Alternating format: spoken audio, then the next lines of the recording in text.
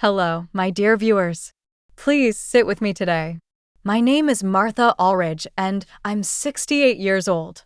What I'm about to tell you is not fiction, not a movie. It's the story of what my life turned into after my son married the wrong woman. And if you're watching this, I beg you listen to every word. And before I go on, tell me in the comments, where are you watching from? Have you ever been treated cruelly by someone who lived under your own roof? If yes, I want to read your story too. You're not alone. And please, if this story touches your heart, don't forget to like, share, and subscribe to this channel. Someone else out there may need to hear this truth. It started on a rainy Thursday. I still remember the damp smell of the curtains and the way the old dog whimpered outside. That day, my daughter-in-law Kristen slapped me across the face with her pink slipper. She didn't say excuse me or pretend it was a mistake. No. She held my chin up with her cold fingers and said, "Old women like you don't deserve to be in charge of $1 million company." Yes, I owned our family textile business, Alridge Woven Dreams, and since my husband died 10 years ago, I ran everything myself with the help of my son Nathan. But when Nathan fell in love with Kristen, a young, pretty woman with honey blonde hair and eyes as cold as the Atlantic, I welcomed her. I dressed her for the wedding. I gave them the big bedroom upstairs. I called her daughter. And look how she repaid me. She came into my life with a plan.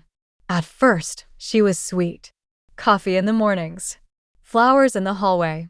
Kisses on my cheek. But that mask slipped quicker than I expected. She began with small cruelties. Switching off the water heater while I was bathing. Replacing my pain pills with vitamins. Then came the shouting. The slamming of doors. The whispering behind Nathan's back. And one night, one bitter, stormy night, she hit me with her shoe because I had forgotten to sign a company document she wanted to sneak through. A fake share transfer. To her name. "You'll die anyway," she shouted. "Give me what should be mine." I stood frozen. My face stung. My ears rang. What hurt most wasn't the slap. It was Nathan walking in 30 seconds later and Kristen melting into fake tears like some wounded angel. "Mummy fell and hit her face on the door," she sobbed. And he believed her. From that night, I kept a notebook. Every insult, every slap, every cruel word. Every night she turned off the fan while I was half asleep just to hear me struggle to breathe. Every time she poured water near my bed so I'd slip in the morning. She even cut the power during my oxygen sessions when I caught a chest infection. And she always smiled while doing it. Kristen didn't just want me out of the house.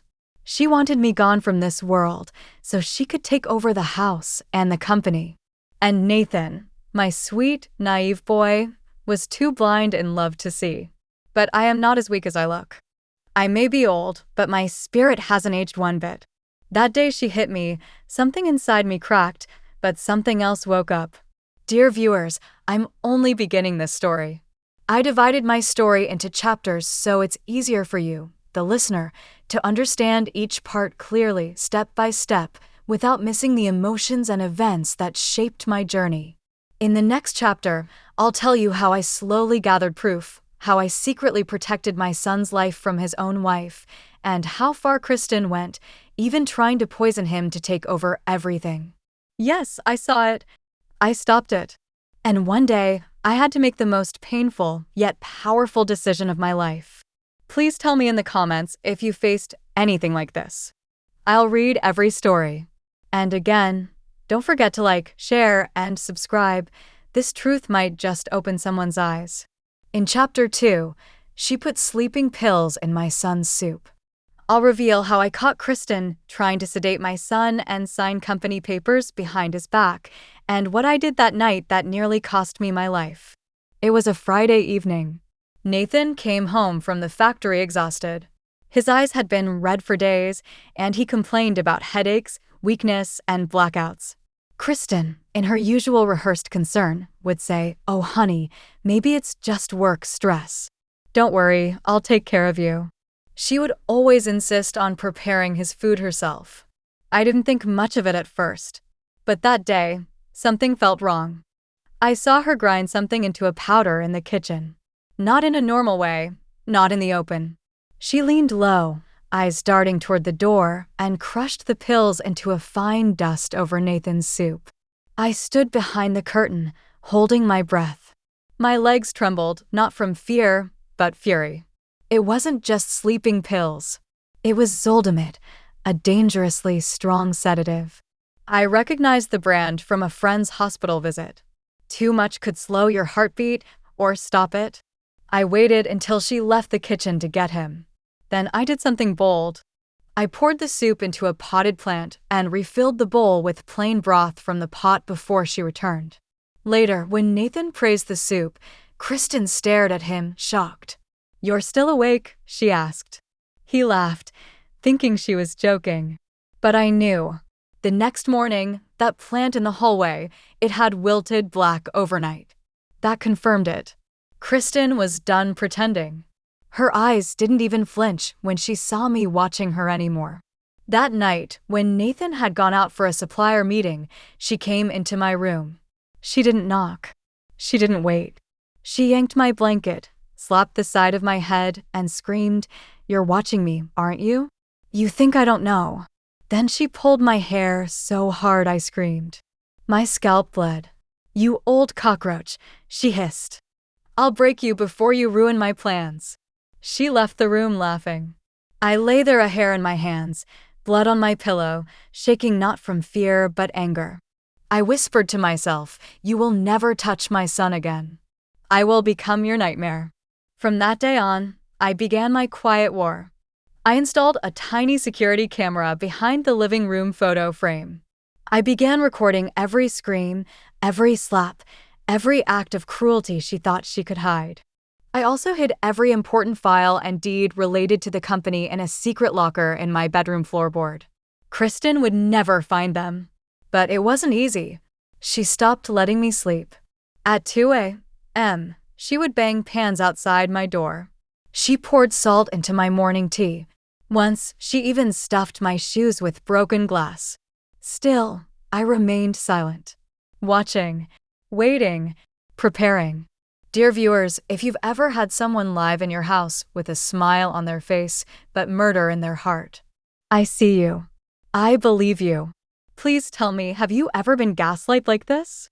Has someone ever hurt you while pretending to be family? Let me know where you're from and share your story if you can. And yes, don't forget to like, share, and subscribe. There are more chapters to come. Because in the next chapter, you'll hear how Kristen's cruelty reached my breaking point. Next chapter, Chapter 3, she locked me in the bathroom and turned on the gas. That's right. Kristen tried to silence me permanently.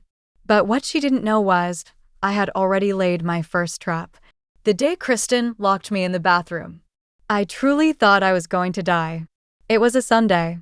Nathan had gone to a wedding out of town. I stayed back because Kristen insisted I rest. But I knew the moment Nathan drove off that something was going to happen. Kristen always struck when no one was watching. After breakfast, she handed me my heart pills, except they didn't look the same. I didn't take them. I kept them in my pocket. Around 1 p.m., I went to the bathroom. As soon as I stepped inside, I heard it. Click. She locked the door from the outside. "Martha," she said sweetly, "just relax. You'll be fine. In a few minutes, you won't feel a thing." Then I smelled it. Gas. She had cracked the pipe near the stove in the servants' wash area, just behind the bathroom wall. The gas slowly seeped in through the vent, filling the small space. My knees went weak. The air felt thick. My throat started to burn. I banged on the door, screaming, coughing, crying, but no one came. Kristen had sent the house help home. The neighbors were too far to hear. She had planned this. I thought of my son. I thought of my late husband. I thought of the business, the house, my life. And then I remembered the old wrench tucked beneath the sink. My husband used to leave it there for minor pipe leaks. On shaking legs, I pulled open the cabinet, grabbed the wrench, and began to slam it into the wooden part of the door, where the bolt held. Again and again. My arms burned. My eyes watered from the gas. But just as the edge of the door cracked, the lock gave in. I stumbled out, fell into the hallway, gasping. And there she stood, Kristen, holding a candle, smiling. "You're tougher than I thought," she said coldly. "Next time, I won't give you a chance." I don't know what gave me the strength, but I grabbed the fire extinguisher from the wall and sprayed it in her direction. She screamed, dropped the candle, and ran upstairs. I collapsed on the floor, half conscious. I woke up hours later. She had wiped everything, replaced the gas pipe, hid the evidence. But she didn't know. I had recorded her voice through the small recorder hidden in my robe pocket. When she said, "In a few minutes, you won't feel a thing," it was all caught. That night, I transferred the audio to my phone and backed it up to a hidden cloud folder. I knew I couldn't confront her yet, but I had something now. Evidence. Dear viewers, I thought surviving a gas chamber in my own house would be the worst. But I was wrong. Kristen wasn't done. She still wanted my son. She still wanted the company. And she was about to make the cruelest move yet. Tell me in the comments, have you ever felt like you were being erased by someone who should have protected you? I'm reading your stories one by one. Please, stay strong. And if you haven't yet, remember to like, share, and subscribe. These aren't just stories, they are warnings and weapons. Next chapter, Chapter 4. She told my son I had dementia and pushed me down the stairs. Yes, she wanted to make me look insane. But I had a plan she never saw coming. It started with whispers behind my back. Nathan, my son, had begun acting strangely. He would forget conversations we'd had the day before. He began looking at me with pity. Not love. Not anger. Just pity. One evening, he sat me down and gently asked, "Mom, Kristen told me you've been confused lately. That you forgot where you put the house keys. That you left the tap running all night. Are you okay?" I was stunned. "I didn't do any of those things," I replied firmly. He looked torn. "She says she caught it on camera." Camera? That night, I waited until Kristen left her phone charging. I opened it. Yes, I knew her code. It was Nathan's birth year. And what I saw chilled me. Clips, doctored clips of me staring into space, dropping keys, opening the fridge, and walking away. But I remembered those moments. I wasn't confused. I was exhausted because she'd been keeping me up for days. She had edited videos, cropped out the parts where she slammed doors, screamed at me, and sprayed water in my face to jolt me from sleep. She made me look like a lost old woman. Then came the worst part. A week later, Nathan told me, "We're going to get you checked, just to make sure everything's okay with your memory." I looked him dead in the eye and said, "Your wife is trying to erase me." He sighed. "Mom, don't start again." That night, I climbed the stairs to get my scarf from the upper shelf. Kristen followed quietly. "You're not going to make it down those stairs today," she whispered behind me. And then a shove. Sharp. Sudden. I went flying down the stairs. Crack. I heard it before I felt it. My arm hit the marble edge and my back slammed against the railing. I lay there, unable to move, gasping. Kristen screamed like a concerned angel. "Oh my God. She must have fallen. I told you she's not safe alone upstairs, Nathan." Paramedics came. I was taken to the hospital. Fractured wrist. Bruised ribs. Nathan sat by my side, holding my hand. He didn't know what to believe anymore. But I had had enough. I asked my lawyer friend, Mr. Ellery, to come to the hospital. I told him everything. The gas trap, the fake dementia story, the fall. He asked one question. "Do you have any proof?" I smiled. "I do now. You see, the small security camera I had placed near the stairs, it caught the whole thing. The footage showed Kristen walking up behind me. No helping hand. No stumble. Just a clear, calculated push. I didn't give it to Nathan just yet. I was waiting. For the right moment. The moment when she'd try to finish what she started, and I'd be ready. Friends, how far have you gone to protect yourself when no one believed you? Have you ever been gaslighted, made to feel crazy by someone living under your roof? Tell me where you're from and if you've ever faced something like this. I'm reading your comments. And please like, share, and subscribe. These aren't just stories, they're shields for the voiceless. Next chapter, Chapter 5, She sold my jewelry and blamed the maid. This time, Kristen touched what was left of my dignity. But she forgot, I built this home from the ground up, and I know how to protect it. It had been a week since I returned from the hospital. My wrist was still wrapped. I moved slower. I slept with one eye open. Kristen acted like a loving nurse in front of Nathan, hovering, fluffing pillows, offering tea. But when he left the room, her face turned ice cold. One evening, I went to check my safe. Inside were just a few things: my late husband's gold ring, my grandmother's pearls, and the bangles Nathan gave me when I held him for the first time. I kept them not for their worth, but for their meaning. But the safe was empty. I checked again, blinking. All gone. I screamed. Kristen rushed in. What now, Martha? My jewelry, I said. It's missing. She folded her arms. Well, I saw the maid sneaking out of your room yesterday. I shook my head. No. Rosa has worked here for 12 years. She wouldn't. Kristen shrugged. People change when they see shiny things. Nathan came home. Kristen cried crocodile tears. Told him she had seen Rosa slipping out. That the jewelry was missing. That I was too fragile to notice things being stolen from under my nose. And Nathan, oh my son, he fired Rosa that same night. I wept. Rosa begged me to believe her eyes full of pain. But she left without raising her voice. I knew Kristen had done it. I knew it with every bone in my aching body. But this time I was ready. Because weeks ago, after Kristen's gas stunt, I had installed a hidden mini camera in the dresser mirror, disguised inside a carved flower. I opened the feed from the cloud folder I'd created. There she was, Kristen, entering my room 2 nights ago, wearing gloves. Opening the safe with the code she must have memorized when she pretended to help me. Taking every piece of jewelry and putting it in a small red pouch. Then she stared into the mirror. And smiled. The video timestamp was clear. Date, time, everything. I called Mr. Ellery again.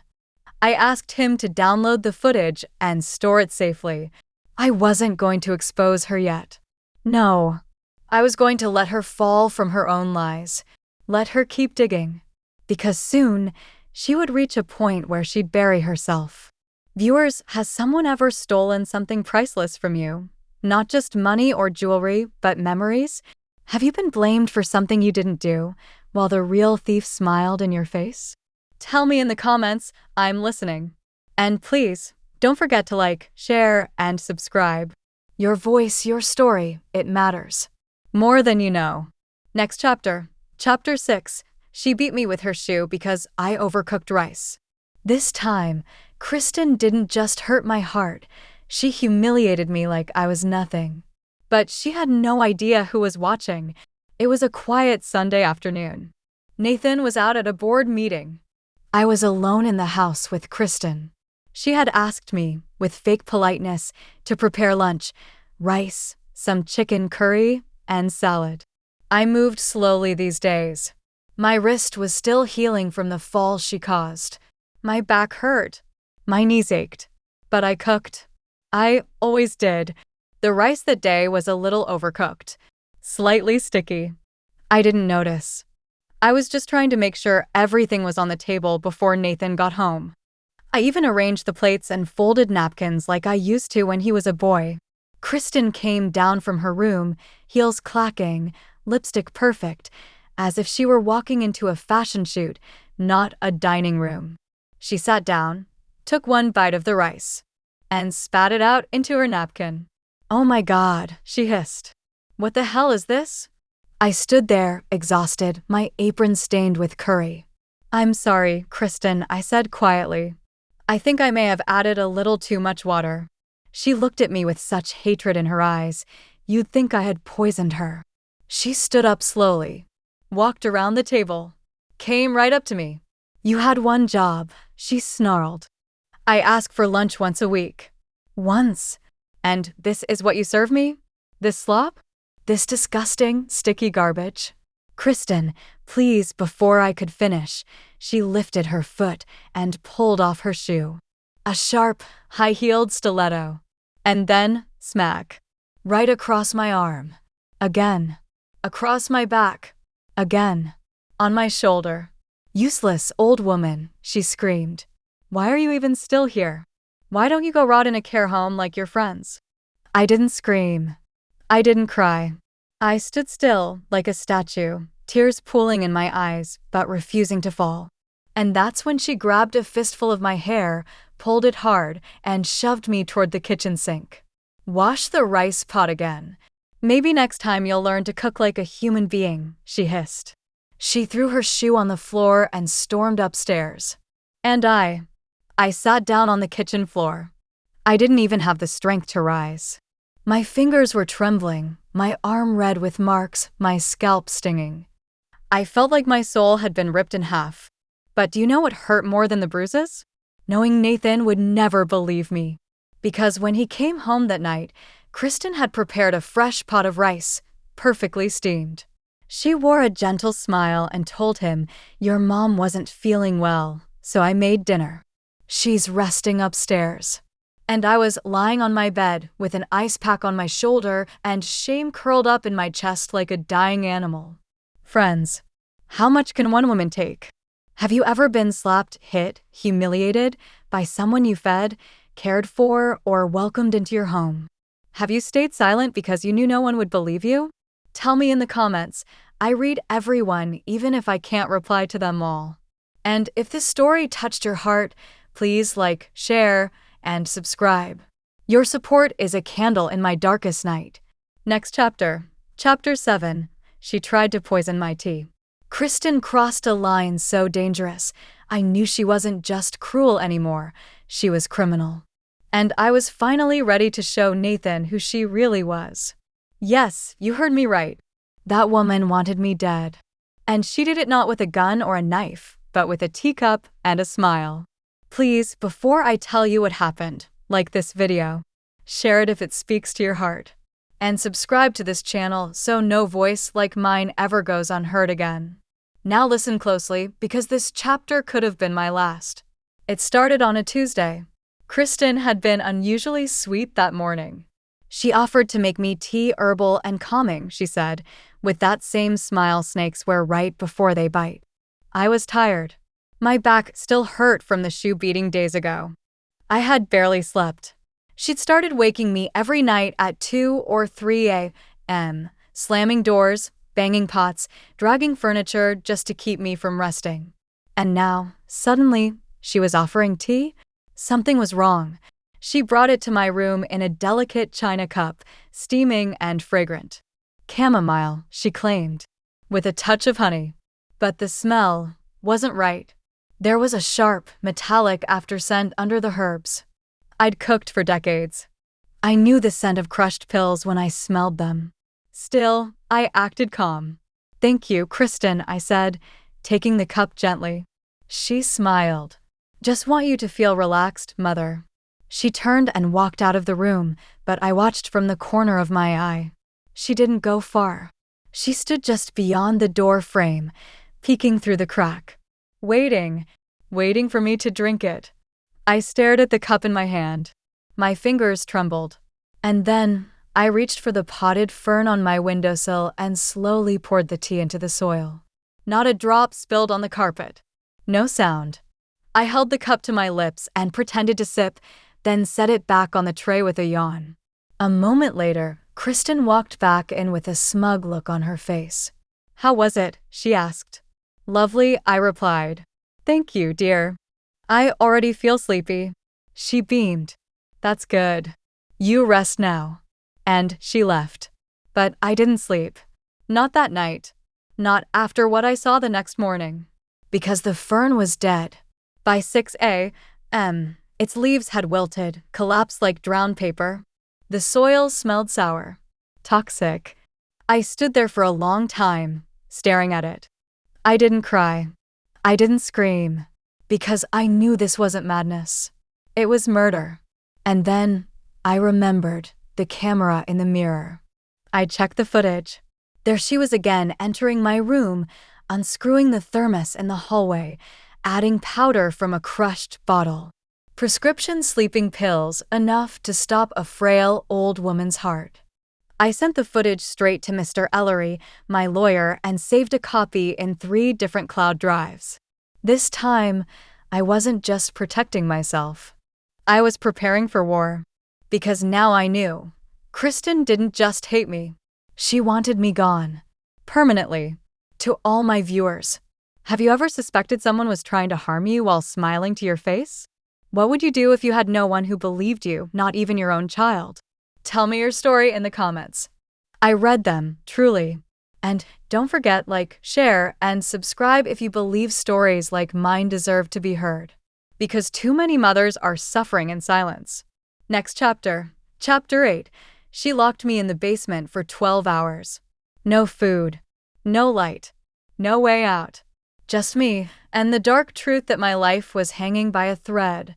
Now, let me tell you what happened on the coldest day of spring, the day Kristen locked me in the basement for 12 hours without food, water, or light. It began like any ordinary morning, if you can call living with a demon ordinary. Nathan had gone on a business trip for 2 days to Chicago. Kristen was practically humming with joy once he left, as if the shackles had come off. I'd learned to move quietly when Nathan was away. I'd learned that Kristen's true face only came out when no one was watching. That morning, I went down to the basement to fetch a box of old baby clothes I had saved, Nathan's clothes. I wanted to mend a few pieces and put them away safely, maybe as a gift if he and Kristen ever had children. I had just stepped off the last stair when the door slammed shut behind me. I froze. Then I heard it, the unmistakable sound of the lock turning. Kristen? I called. Silence.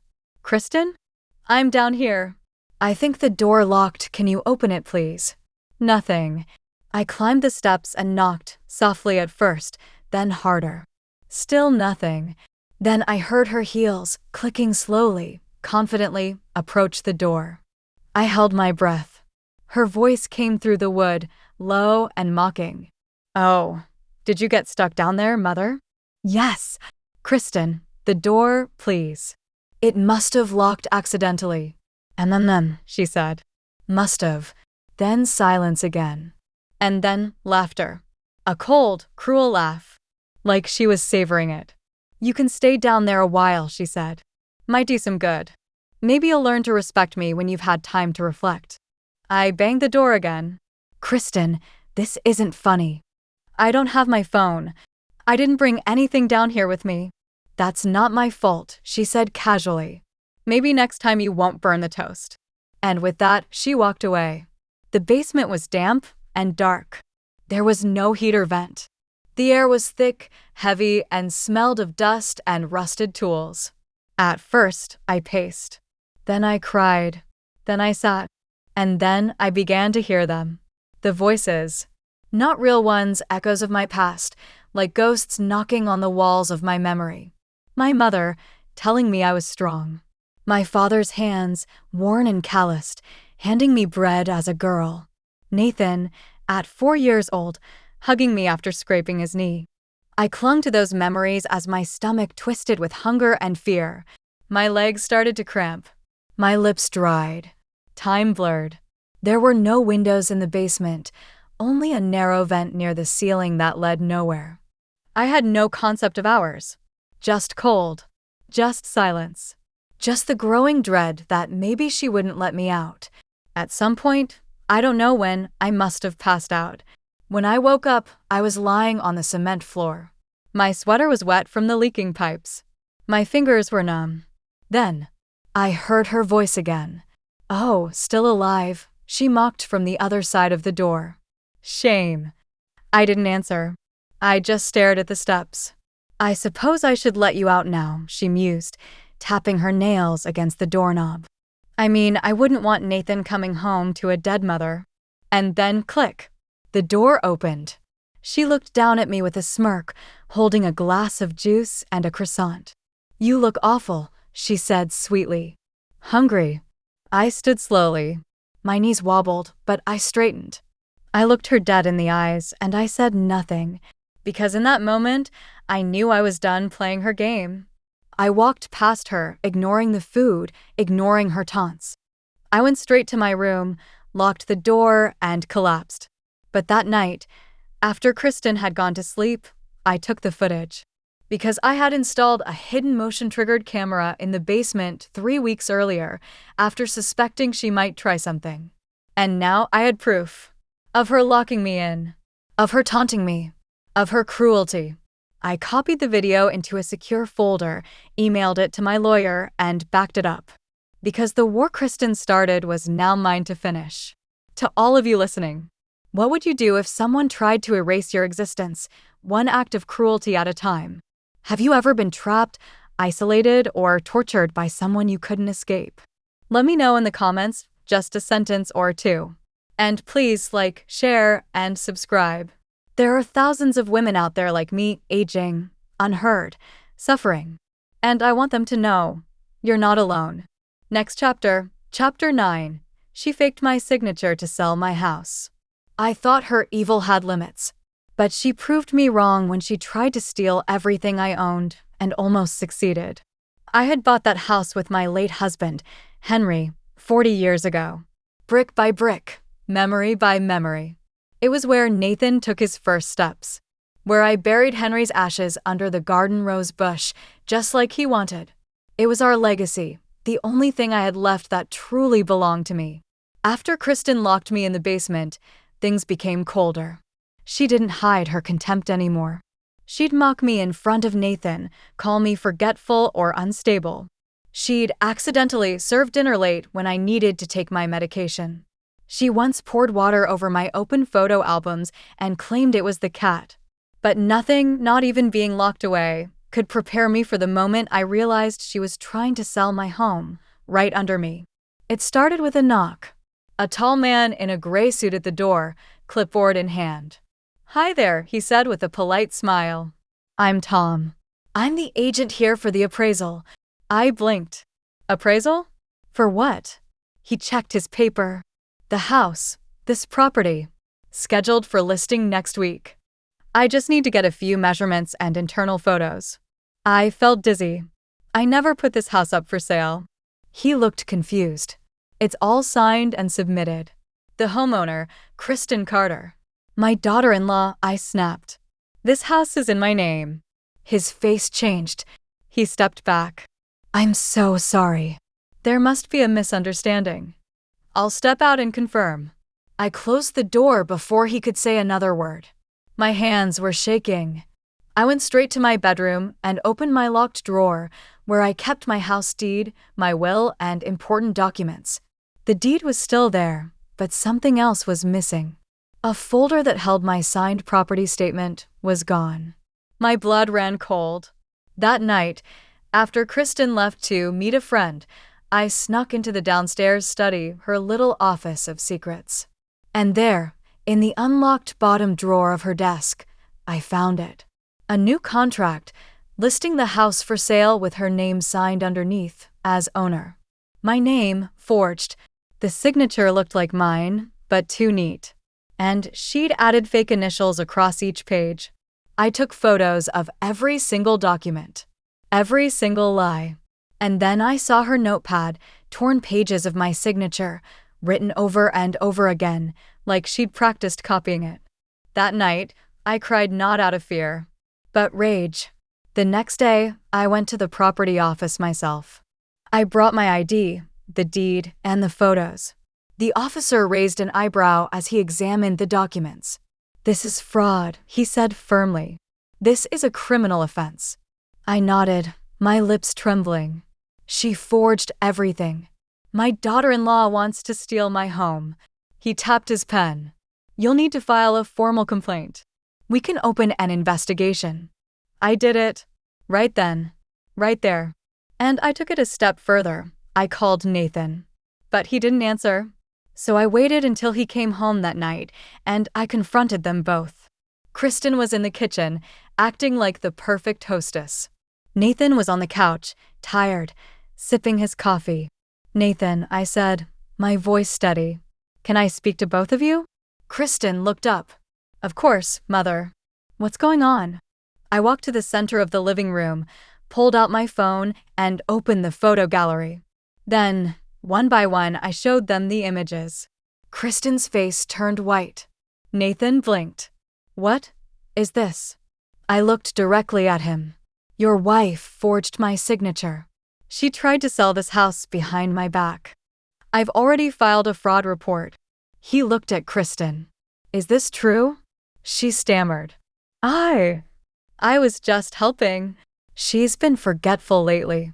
I was worried the house would fall into neglect. Lies. I screamed. "I may be old, but I'm not weak. And I'm not insane. This house is mine. And I won't let you steal it." Kristen burst into fake tears. "She's manipulating you, Nathan. I only ever wanted to help. She's making me the villain again." But this time, Nathan didn't rush to her defense. He just stared at the screen, at the papers, at the signature that wasn't mine, but looked like it was. "I need to think," he whispered and walked out the front door. That night, Kristen didn't cry. She raged. She waited until the house went quiet, then stormed into my room. "You old witch," she hissed. "You think you've won?"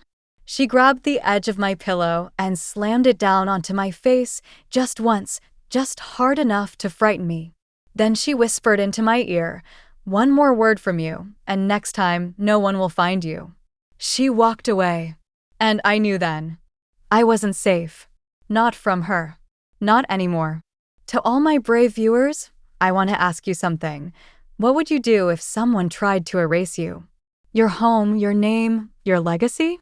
If this story reminds you of something you've experienced, even a small part, please share it in the comments below. Even if it's just a few words. And please like, share, and subscribe. We are building a family here.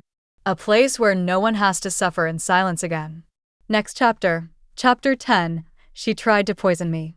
I was seconds away from swallowing death, if not for a noise that saved my life. The cruelty I faced next nearly broke me. It had been 3 days since I reported Kristen for forging my signature.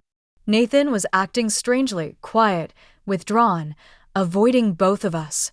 Kristen, on the other hand, played the perfect angel.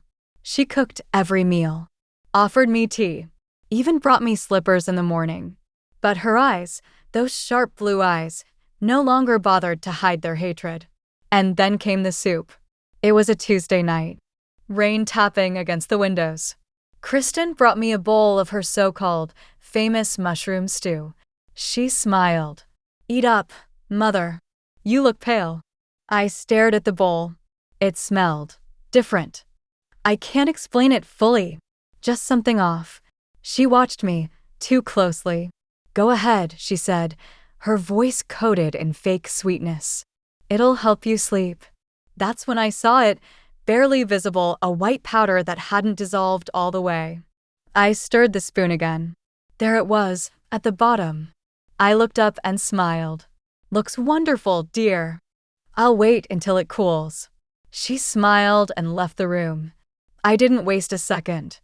I poured the soup into the flower pot near the curtain and covered it with napkins. Then I rinsed the bowl and left it empty in the sink. The next morning, Kristen was in the kitchen humming. "You slept well?" she asked, eyes gleaming. "Very," I lied. "That soup knocked me right out." Her smile widened. "Good." But something in me broke that morning. A line had been crossed. It wasn't just cruelty anymore. It was murder. I knew I couldn't go to the police without proof, so I made a plan. The next time she brought me food, I used a small sample kit I had from years ago when Henry and I used to test the pool water. I dipped the strip into the stew. It turned bright pink. Unusual. I checked the bottle. Traces of toxins. That night, I told Nathan everything. I even showed him the test. He looked sick. "You think Kristen is trying to poison you?" he whispered. I looked him dead in the eyes. I don't think, Nathan. I know. He rubbed his face. I don't know what to say. That doesn't sound like her. Of course it didn't. She had wrapped him around her little finger. That's when I told him about the flower pot. I brought him to it, showed him the crusty remains and the napkins. I tested it, I said. It wasn't safe. Nathan was silent. No yelling. No accusations. He walked upstairs. That night, they had a shouting match behind closed doors. I couldn't hear all of it, but I did hear Kristen scream, "I did it for us." The next day, Kristen beat me with her shoe. You heard me right. While Nathan was at work, she stormed into my room, threw the door open, and shoved me to the floor. "You little rat," she hissed. And then she took off her heel and hit me across the back. Once. Twice. "You think you're clever?" she spat. She pulled my hair, dragged me toward the window, and hissed in my ear, "One more stunt like that and you'll be out of here." In a box. She stormed out, slamming the door behind her. I lay on the floor, crying, shaking, but not broken. I took photos of the bruise, of the torn hair in my hand, and I wrote it all down, every word, every hit, every threat. I made copies and gave them to my friend Teresa, who lived nearby. She had a safe and a loyal heart. Just in case something happens to me, I told her. Teresa's eyes filled with tears. "Martha, please, come stay with me." But I couldn't leave Nathan. Not yet. Viewers, I want to pause and ask, have you ever eaten food made by someone you didn't trust? Have you ever had to smile while fearing for your life? If you have, please comment below. I'll read every word. Even just knowing you're out there helps me stay strong. And please, don't forget to like, share, and subscribe. This story is just beginning. Next chapter, Chapter 11, she called me a witch and locked me outside in the cold. When I screamed for help, she laughed. But what happened that night turned the tables. It was December. A bone-deep chill had settled into the wind. That afternoon, Kristen had been especially quiet. She wasn't cooking. She wasn't screaming. But her eyes burned every time they landed on me. I should have known something was coming. At around 5:30 p.m., I stepped outside to gather a parcel that had been delivered by mistake to our gate. I didn't take my coat. I figured I'd be back in less than a minute. But when I turned around to open the door, it was locked. Not just the screen, the main door, deadbolt from the inside. I knocked gently, then harder. Nothing. I knocked again. Still nothing. Finally, I banged on the door and called out, "Kristen, open up." No response. So I walked to the window and called again. And that's when I saw her, standing behind the curtain with a mug of coffee in her hand, smiling. She tilted her head and mouthed the word, "witch." Then she closed the curtain and turned off the porch light. I stood there in my slippers, shivering. I waited 5 minutes. 10. I thought, maybe she'll calm down and let me in. But she didn't. So I started walking to the neighbors. Teresa was out of town. No one else on our block really knew me. I wrapped my arms around myself and shuffled down the icy sidewalk. But halfway down the street, I slipped.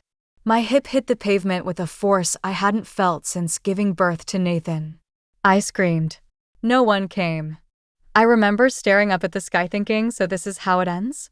Alone, cold, discarded like trash? After about 15 minutes of lying there, a car's headlights lit me up. It was Nathan. Thank God. He jumped out and ran toward me. "Mom? What happened?" I told him everything as he helped me up and back into the house. Kristen was waiting in the kitchen, pretending to chop vegetables. "Oh," she said sweetly. "I must have accidentally locked the door. You know how that top bolt sticks." Nathan didn't buy it. "Not this time." "Don't," he said, his voice sharp. "Just don't." She dropped the knife into the sink and stormed off. That night, Nathan stayed in the guest room. But I didn't sleep. Not because of the cold, but because of the hate that had settled into Kristen's eyes. She wanted me gone. No, Not just gone. Erased. I started making secret recordings of every conversation between us when Nathan wasn't home. I had a small recorder in my sewing kit, and let me tell you, the things that woman said when she thought no one would ever hear them. You old parasite. I should have left you in the snow. Every day I see your face, I lose respect for my husband. I listened to them back some nights and cried quietly into my pillow. But I kept collecting them, because I knew one day I would need them. Friends, before I close this chapter, I want to ask you something simple but important. Has anyone ever tried to erase you from your own family? Tried to make you feel like a ghost inside your own home? If you've lived through something like this, I want to hear your story in the comments. I truly do. And don't forget to like, share, and subscribe. Not just for me, but for every other silent mother or grandmother out there being abused behind closed doors. We see you. And we believe you. Next chapter. Chapter 12. She made me kneel and clean the floor with my hands. But what happened next turned her power into fear. It was a Saturday morning. Nathan had gone out for a company retreat Kristen had arranged. How convenient.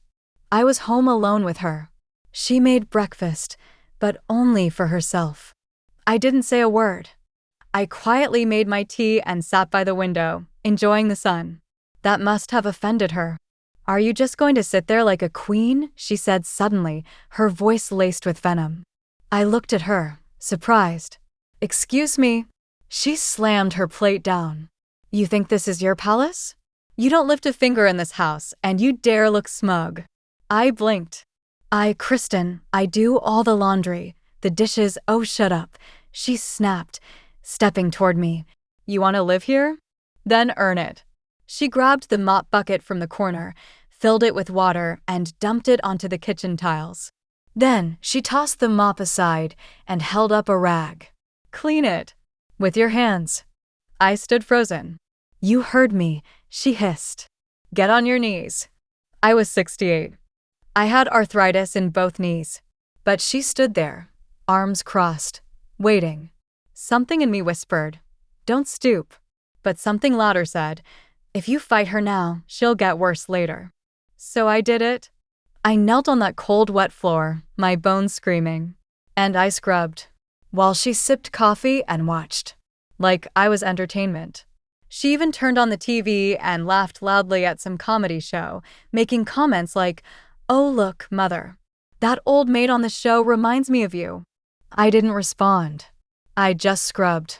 But tears rolled down my face silently as I worked. That was the moment right there on my knees when I realized she would never stop on her own. No conscience. No guilt. She needed power. And as long as I kept shrinking, she would keep growing. Later that night, I sat on my bed staring at my knees, red and sore. I stared at my reflection in the mirror. And I whispered, you've allowed this for too long, Martha.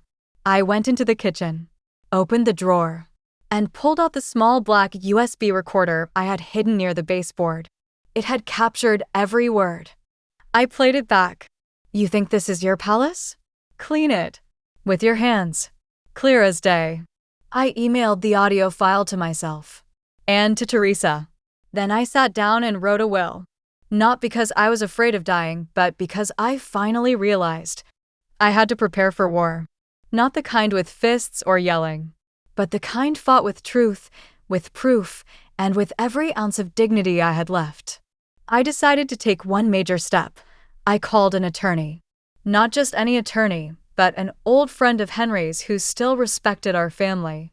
I told him I needed to talk in person, away from the house. He agreed. I smiled for the first time in weeks. My dear viewers, have you ever had to choose between peace and self-respect? Have you ever swallowed pain for the sake of keeping a family together? If that's you, leave a comment. Even a yes helps me know I'm not alone. And please like, share, and subscribe. This story is nowhere near over. Next chapter, chapter 13. She cut the power to my room and laughed while I shivered. But I recorded everything, and someone unexpected started listening. 3 days had passed since Kristen forced me to scrub the kitchen floor on my knees. Nathan had returned from his trip, and Kristen wore her perfect mask again. Smiles, sweetness, calling me mom. But the moment he left for work, the real face returned. That morning, I overheard her speaking on the phone with someone, probably one of her friends. "She's still here," she hissed. "But not for long. I have a plan to make her leave for good." Then she laughed. I wrote it all down. Date, time, her words. Later that night, around 8:30 p.m., I went to my room, my tiny back guest room with the thin mattress and no heater. It was winter, the kind of cold that sinks into your bones. I clicked on the heater. Nothing. I tried the light. Darkness. I stepped into the hallway. The rest of the house had power. I walked to the breaker panel near the laundry area. Kristen was standing there with a smug smile. She held the switch labeled guest room in her hand. "Oh," she said sweetly, "seems something tripped the breaker." You know how old houses are, and she flicked it back off right in front of me. I stared at her, stunned. "I'm cold," I said, quietly. She stepped closer. "Well then, maybe the cold will remind you you're not welcome here anymore." I went back to my dark, freezing room. No heater, no blanket thick enough. I wrapped myself in 2 old shawls and sat on the edge of the bed. And I cried. I don't mean a quiet sob, I mean the kind of weeping that comes from your soul. The kind where years of pain come pouring out in waves. I didn't know whether it was grief, or rage, or both. But then I remembered the recorder. I had hidden it right under my pillow. And thank God, it had captured everything. Every word she said near the breaker box. Every insult. The mockery in her voice. The next morning, I called Henry's old friend, the lawyer, and told him it was urgent. We met at a small cafe where I handed him a USB stick with 2 weeks of recordings. He listened with wide eyes. Then he said something that gave me goosebumps. "Martha, this woman's not just cruel, she's dangerous. If anything ever happens to you, I'll make sure she's investigated immediately." But that's not the only thing that happened that week. Something unexpected arrived in the mail.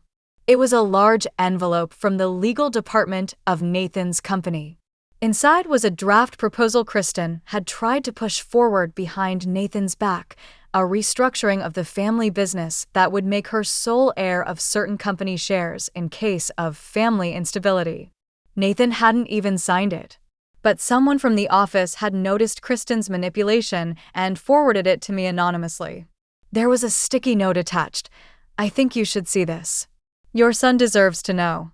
That's when I knew Kristen wasn't just trying to humiliate me. She wanted full control. She wanted everything: the house, the company, the future. And if she had to freeze me, erase me, or even hurt me to get it, she would. But I had proof now. And more than that, I had a plan. I wouldn't tell Nathan just yet. No, not until the time was right. I had to gather more. And when the moment came, I would show him everything. To my dear viewers, have you ever discovered someone plotting behind your back? Have you ever found proof but stayed quiet, waiting for the right moment? If you have, I'm with you. Leave a comment, even just a yes. And let me know where in the world you are watching from. And please like, share, and subscribe. Because the storm is just beginning, and I promise I am not the one who'll be destroyed by it. Next chapter, Chapter 14, she took my medication and replaced it with sleeping pills. But I caught her on camera. It began slowly. I started waking up groggy, disoriented. Sometimes I couldn't remember if I had eaten. Other times, I'd find myself waking up late afternoon, with no memory of falling asleep. At first, I thought it was just aging, or stress, but something didn't feel right. One morning, I was pouring my tea when I saw Kristen standing in the kitchen, just watching me. She had this strange smile on her face. "How did you sleep?" she asked with fake concern. "Fine," I lied, even though my head still felt heavy. She tilted her head. "You've been looking so tired lately. Maybe your medication is too strong." I nodded slowly. Then I realized something chilling. I hadn't taken any medication in 2 days. That night, when she left the house for her yoga session, I went into the kitchen and opened the small locked drawer where she insisted on keeping all the family medications for safety. I had made a copy of the key months ago just in case. I found my prescription bottle. It looked normal, but the pills inside were not my usual ones. I recognized the shape immediately. They weren't my arthritis meds. They were zolpidem, a powerful sleeping drug. I nearly dropped the bottle. She had replaced my actual meds with sleeping pills. She had been drugging me. I stumbled back, heart pounding. What if I had fallen down the stairs in that fog? What if I had wandered outside at night confused? Or worse, what if she had planned to find me unconscious and rush me to a hospital to claim I was mentally unwell, so she could declare me unstable and take everything? I felt sick. I didn't waste a second. I placed a tiny spy camera, the kind with a motion sensor, inside the drawer, hidden in a fake spice jar. Then I called my lawyer and told him everything. He said, "Martha, you're in real danger now. Do not take anything unless you open it yourself." He also told me to keep documenting, keep recording. The truth would be my shield. That evening, I pretended to fall asleep early. I left my bedroom door slightly ajar and let the recorder run. At 10:37 p.m., she entered. She went straight to my bedside table, opened my drawer, and switched the pill bottles again. "I hope you sleep real deep tonight," she whispered with a smirk. "And don't worry, I'll take good care of Nathan once you're gone." She left without noticing the red, blinking on the hidden camera. The next morning, I confronted her in the kitchen. "I don't feel well," I said softly. She smiled.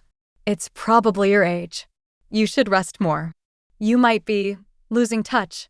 That was her game. Break me down. Make me seem senile. Push me out. But I looked her in the eye and said, "You might be right." And I turned and walked away. Because now, I had her. On video. On audio. With proof. My dear viewers, have you ever been made to feel like you're crazy? Or like you're imagining things just because someone you trust is trying to destroy your mind? If that's you, I want you to know, you're not crazy. You're not alone. Please comment. Let me know where you're watching from. And please like, share, and subscribe so other mothers, grandmothers, and women like us don't have to suffer in silence. Next chapter, Chapter 15. She lied to my son and said I tried to harm her. But this time, I was ready to turn the tables. It happened on a Sunday morning.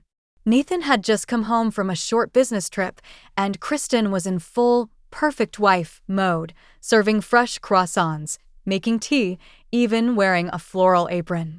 I stayed quiet that morning, watching her dance around the kitchen like a peacock. But something in my gut told me she was planning something. And I was right, because that evening, when Nathan stepped out to take a work call in the garden, Kristen burst into the living room screaming. She tried to push me down the stairs. She waited at the top while I was coming up, then lunged at me. "She wants to kill me, Nathan. She wants the company back." I froze. Nathan came rushing in, face pale. "What? Mom, did you?" Before I could speak, Kristen fell to the floor, sobbing. "She said I don't deserve to live in this house," she cried. "She told me to get out, or she'll make sure I leave in a body bag." Nathan turned to me with panic in his eyes. "Mama, please, what's going on?" I looked at my son, the boy I had raised with love and sacrifices, and my heart shattered. He was doubting me. Her fake tears were working. But what Kristen didn't know was that for the past 4 days, I had planted miniature motion-detecting cameras, one at the stairwell, one in the hallway, one in the living room. I didn't need to shout. I simply walked to my room, opened my laptop, and brought out the footage. We watched it together. The timestamp showed Kristen alone on the stairs, laughing to herself. Then she walked into the living room and did a full rehearsal of her performance, falling to the ground dramatically, clutching her stomach, practicing her sobs. Then she turned to the camera and whispered, Let's see if the old hag can explain this one. Nathan's face turned white. He looked at me, then at her, then back at me. He didn't say a word. He just walked out of the house. Kristen stared at the screen, realizing what she had done. You recorded me? I nodded. I had to. You left me no choice. That night, she stayed in the guest bedroom. The same cold room she used to lock me in. I turned off the heat in that room, just like she used to do to me. I know some people might say that's petty, but no, that wasn't revenge. That was a lesson. Let her sleep in the cold. Let her feel the silence. Let her live in the isolation she had built for me for over a year. The next day, Nathan came back. He looked broken. He hugged me tightly and said only one word, I'm sorry. But Kristen wasn't done. No, not yet. She had one last card to play, and it would push me to the very edge. But I want to ask you something, my dear viewers. Have you ever been so falsely accused that you started questioning your own memory? Like, did I really say that? Did I really do that? If yes, I understand your pain. Leave a small comment, even just yes. Tell me where you're watching from. And don't forget to like, share, and subscribe. You help me raise my voice louder. Next chapter, Chapter 16. She tried to poison her own son, but I found the cup first. And that's when I realized she would stop at nothing. Chapter 16. She tried to poison her own son, but I found the cup first. After Nathan saw the video of Kristen faking that stairwell attack, he grew distant. He didn't sleep in the same room with her. He stopped talking during dinner. And he began to ask questions. I could see Kristen's grip on him slipping. And I knew a cornered snake always strikes hardest. It was a rainy Tuesday. Kristen insisted on making lunch herself. To fix things, she said with a tight smile. She asked Nathan to stay home for a meal together. She even offered to make his favorite, chicken stew with crusty garlic bread. I was in the kitchen too, watching, pretending to organize the spice rack. That's when I noticed something strange. She added the usual ingredients into 2 bowls. Then, from her pocket, she pulled out a small silver packet. I watched as she opened it secretly behind the kitchen island and sprinkled white powder into just 1 bowl. I didn't blink. I didn't scream. I simply waited until she turned her back and swapped the bowls. When Nathan sat down, she placed the safe bowl in front of him with a smile, and then sat beside him with the doctored bowl in front of her. But before he could take the first bite, I walked over with my phone in hand. I think you'll want to see this, I said softly. She froze. The video from the spice shelf camera played clearly, Kristen slipping the powder into 1 bowl, her checking over her shoulder, whispering to herself, if I can't control him, no one will. When he's in the hospital, I'll have power of attorney. Nathan's spoon froze midair. His eyes went from the screen, to the bowl, to Kristen. Then, without a word, he picked up the bowl and smashed it on the floor. I'm done, he said. Kristen tried to cry. She tried to spin it, claiming it was just a vitamin mix. But it was too late. Nathan sent the contents of the bowl to a lab. It came back positive for a sedative mixed with traces of pesticide, something that could cause serious kidney damage if ingested in quantity. He filed a police report. He didn't press charges yet, but he wanted it on record. Kristen was officially a suspect in a potential poisoning. You'd think that would stop her, right? You'd think being caught red-handed would humble her? No. Kristen doubled down. She began telling neighbors that I was a bitter old woman spreading lies. She told her friends I was faking evidence. And to Nathan? She pretended to be the victim. But I had enough. I had reached the end of my silence, the end of my fear. I began preparing something. A move so powerful, it would end this battle once and for all. But before I took that final step, I wanted to give her one last chance to walk away with dignity. Of course, she didn't take it. Dear viewers, have you ever had to choose between keeping peace in the house and protecting someone you love from a manipulator? It's the hardest thing to do.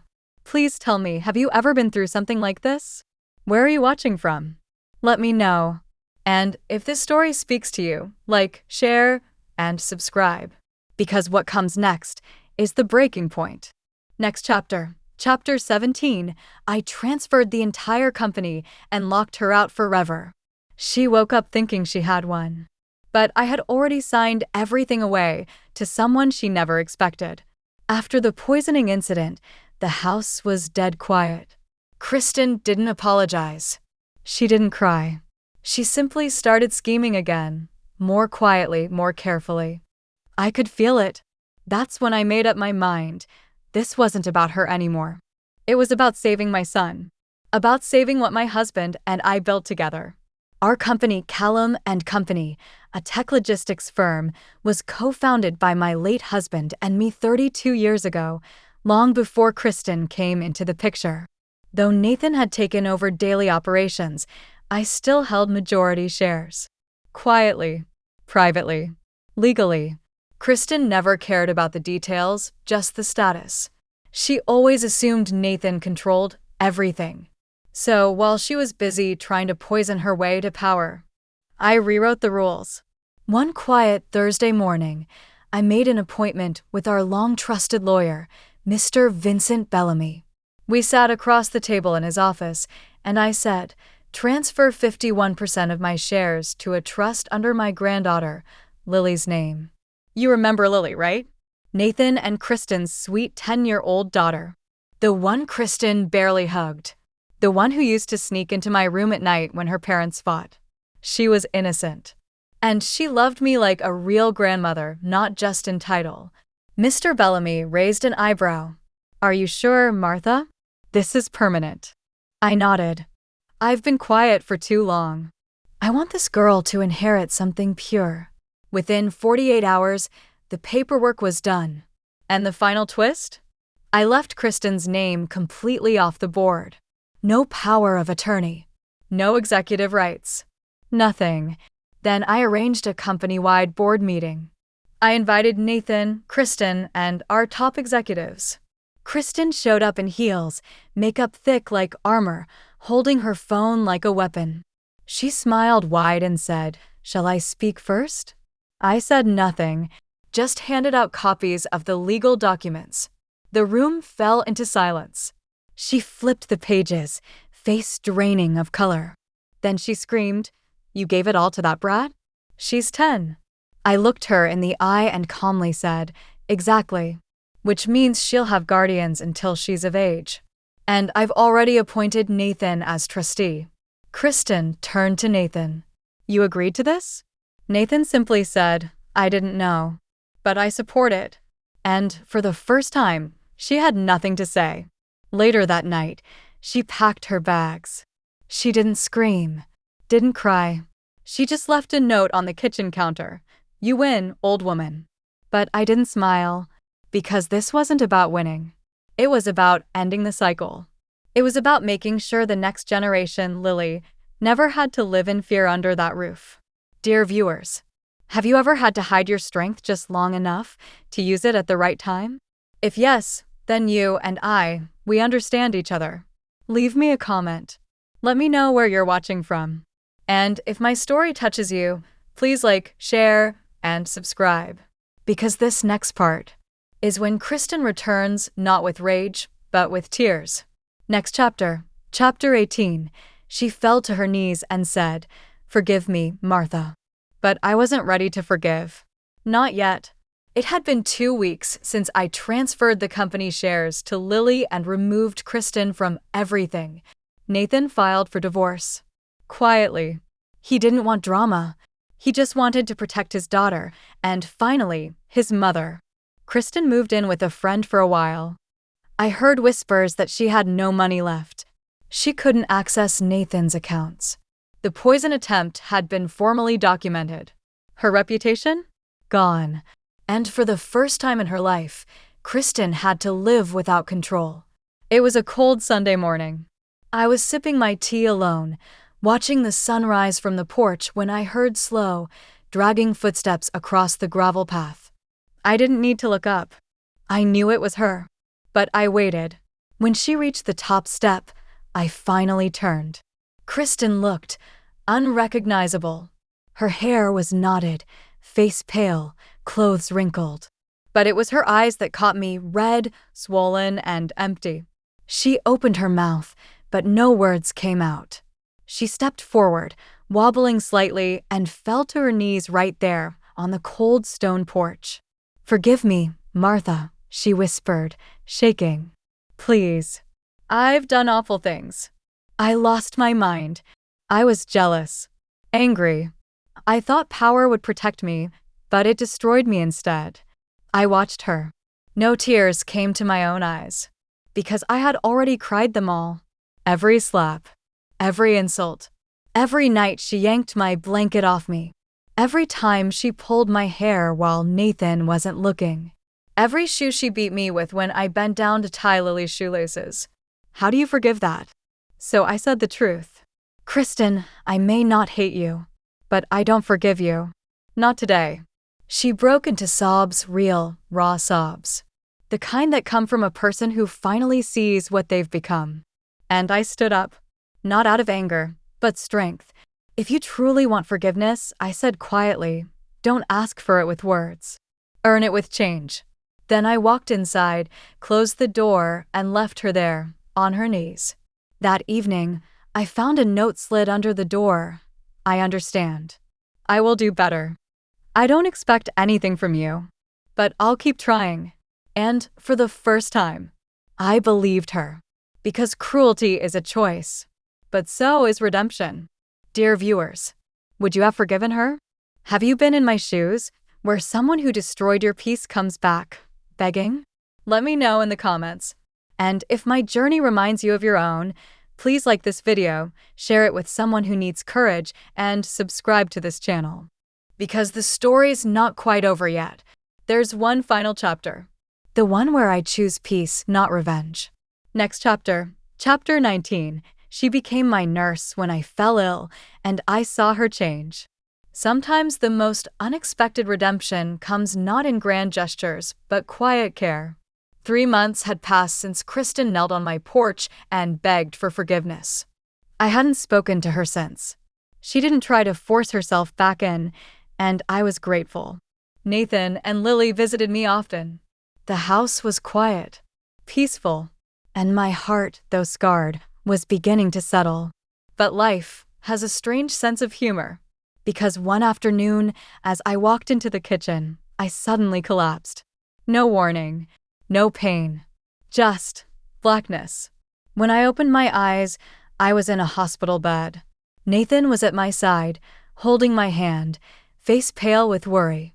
"Mom, it was a minor stroke. The doctors say you'll recover, but you'll need help, someone around the clock for a few months." I blinked slowly. I wanted to speak, but the words wouldn't come just yet. That night, as the nurses changed shifts, I heard Nathan talking to someone in the hallway. And I heard her voice.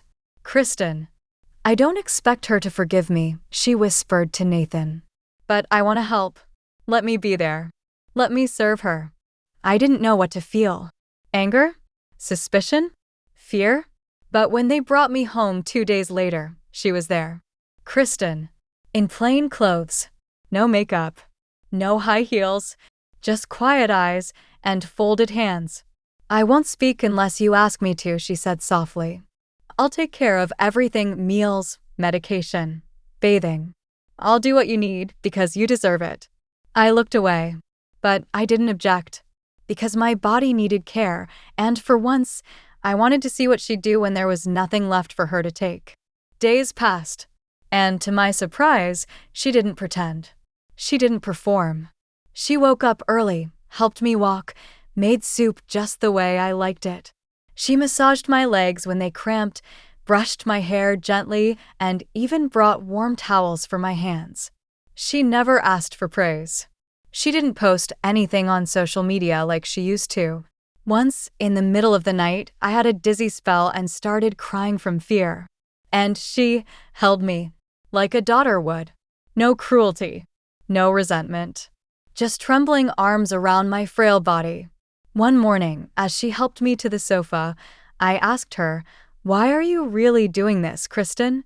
Her voice cracked. because I finally saw what I was. And I hated that woman. I don't want to be her anymore. And if I ever want Lily to be proud of me, I need to be someone worth loving again. For the first time since all the horror, I cried, not from pain, but because part of me believed her. Dear viewers, change doesn't always come like a storm. Sometimes it tiptoes in through acts of care, silence, and time. Do you believe people can truly change? Let me know in the comments and tell me where you're watching from. And if this story has touched you, please like, share, and subscribe. Because this next chapter is the one I never thought I'd live to tell. Next chapter, Chapter 20, I forgave her, but I'll never forget. Closure doesn't mean erasing the past. It means choosing peace over poison. It was a rainy morning. I was finally able to walk again without support. Kristen had been caring for me for 4 months. Not a single outburst. Not one cruel word. No manipulation. No tantrums. She'd even taken on a job, modest, honest, and far below her education level. She was rebuilding herself. Quietly. That morning, she made tea just the way I liked it, Earl Grey, with a cinnamon stick and honey. And she sat across from me on the porch. She didn't speak, not for the first 20 minutes. She never pressured. Finally, she said softly, I've caused you more pain than I can ever make up for.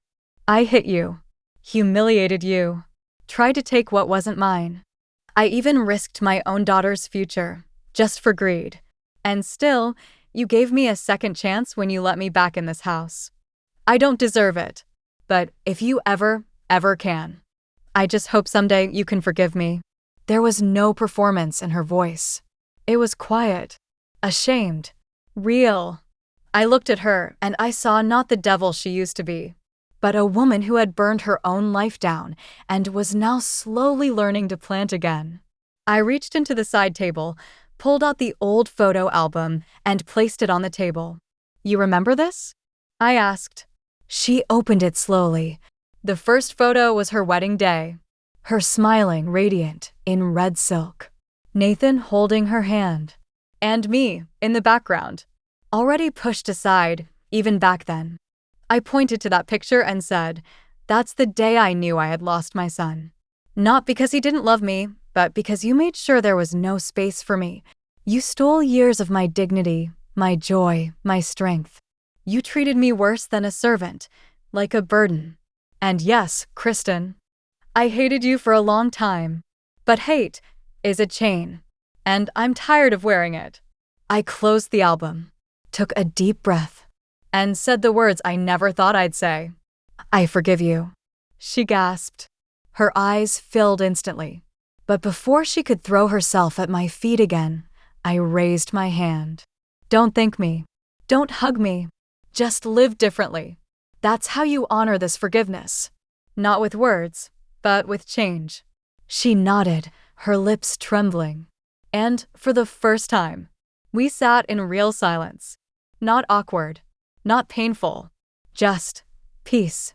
I'll never forget what Kristen did. The bruises, the nights I cried myself to sleep, the way she yanked me from sleep just to scream, the slaps, the kicks, the threats. No, I'll never forget. But I also won't let those memories define me anymore, because I chose peace. For myself. Dear viewers, thank you for walking this long, painful, and honest road with me. I shared my story not for pity, but to remind anyone out there, you're not alone, you're not weak, and it's never too late to take your power back, even if it means simply choosing peace over poison. If this story meant something to you, please like it, share it, and subscribe to this channel. Let others hear what we've been through. And tell me in the comments, where are you watching from? Have you ever forgiven someone who shattered you? I'll read every word.